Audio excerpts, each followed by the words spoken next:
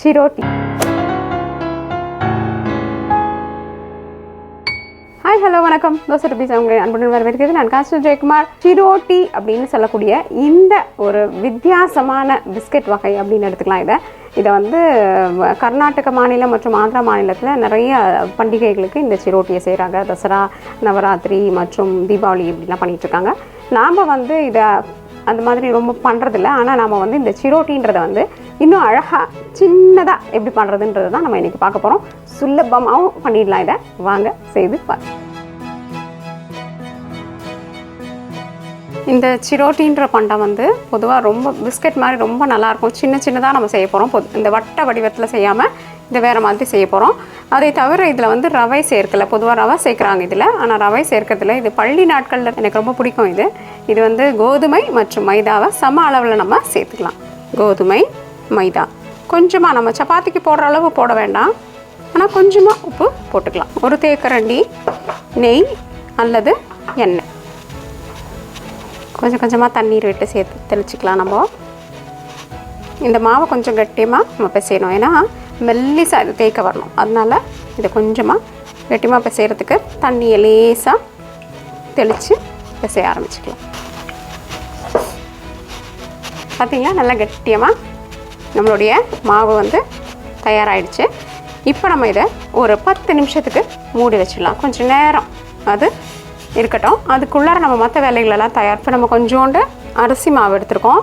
அதை தவிர இதை நம்ம சர்க்கரை பாகில் போட போகிறதில்ல, பொடித்த சர்க்கரையை மேலே தூவ போகிறோம். அப்போ நம்ம பாகை வச்சுட்டோமே மீதி சர்க்கரை இருக்கே அப்படின்ற கவலையெல்லாம் இல்லாமல் தேவையான அளவுக்கு நம்ம பொடித்த சர்க்கரை கொஞ்சமாக சர்க்கரை எடுத்து நம்மளுடைய மிக்சர் ஜாரில் போட்டு பொடிச்சிக்கலாம். இதுக்கு சரியான இவ்வளவு தான் அப்படின்னு அளவு ஏன் சொல்லலைன்னா வேணுன்ற அளவுக்கு நம்ம எடுத்துக்கலாம். இப்போதைக்கு நம்ம வந்து ஒரு 2 பங்கு மாவுக்கு என்ன பண்ணியிருக்கோம்னா ஒரு 1/2 கப் சர்க்கரையை பொடிச்சு வச்சுருக்கோம். இந்த அரிசி மாவில் 1, 2 கரண்டி அளவுக்கு நெய், இதை நல்லா குழச்சி எடுத்துக்கலாம். இது ரொம்ப கட்டியாக இருக்குன்னா இன்னும் கொஞ்சம் கூட நெய் சேர்த்துக்கலாம்.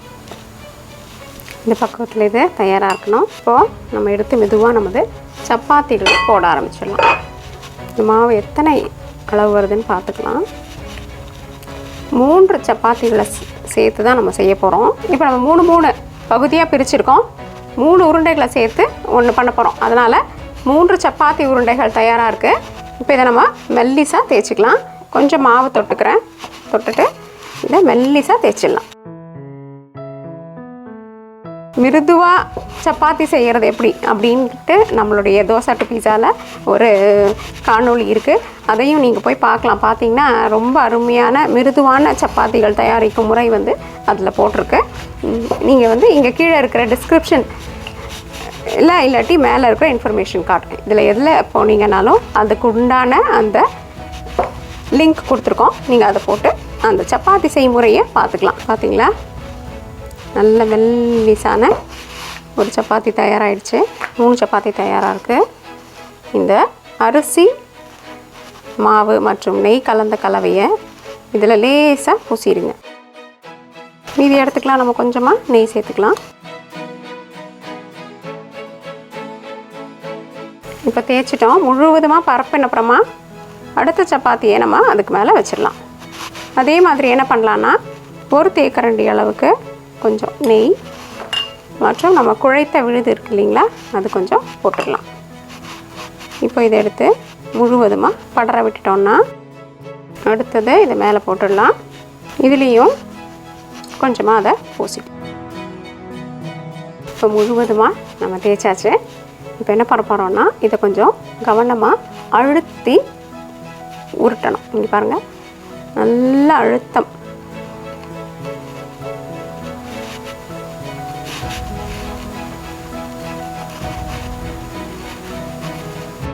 அப்படியே அழுத்தி உருட்டிட்டோம். இப்போ நாம் சொன்ன மாதிரி சிறிய சிரோட்டிகளாக இதை நம்ம தயார் பண்ண போகிறோம். அதனால் நம்ம அழகாக இதை சிறு பகுதிகளாக பிரிச்சுக்கலாம்.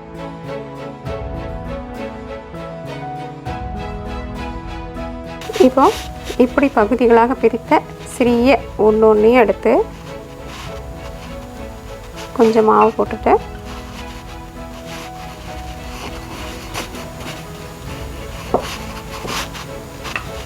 இப்படி தேய்ச்சி எடுத்துக்கலாம்.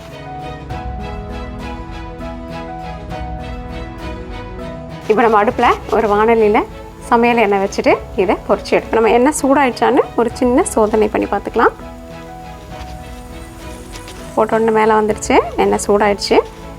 தேய்ச்சி வச்ச நம்மளுடைய சிறிய சிரோட்டிகளை இதில் போட்டுடலாம்.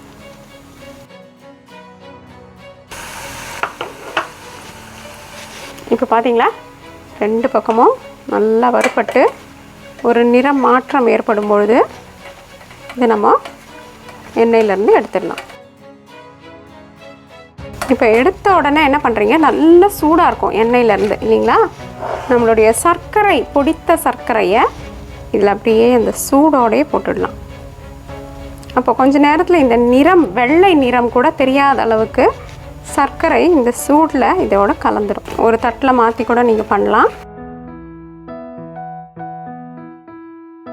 இது மாதிரி முழுவதுமாக நம்மளுடைய மெல்லிசான சிறிய சிறிய சிரோட்டிகளை பொரித்து எடுக்கலாம். என்ன நண்பர்களே, இந்த சுவையான சிரோட்டி நல்ல முறுன்னு இருக்குது. அதே நேரத்தில் மெல்லிசா சின்ன பிஸ்கட் மாதிரி குழந்தைங்க விரும்பி சாப்பிடுவாங்க. நிச்சயமாக இது செய்து பாருங்கள், சுலபமாகவும் இருக்கும். உங்கள் கருத்துக்களை எங்ககிட்ட பகிர்ந்துக்கோங்க. தோசை பீஸா என்றென்றும் உங்கள் நாவிற்கும் வயிற்றிற்கும் நல்லது ருசிவை. இந்த வீடியோ உங்களுக்கு பிடிச்சிருந்தா லைக் ப்ரெஸ் பண்ணுங்கள். தோசை பீஸாக்கு மறக்காமல் சப்ஸ்கிரைப் பண்ணுங்கள். மற்றும் உங்களுடைய நண்பர்கள் மற்றும் உறவினர்களுக்கு இதை நீங்கள் பகிர்ந்துக்கோங்க. நன்றி, வணக்கம்.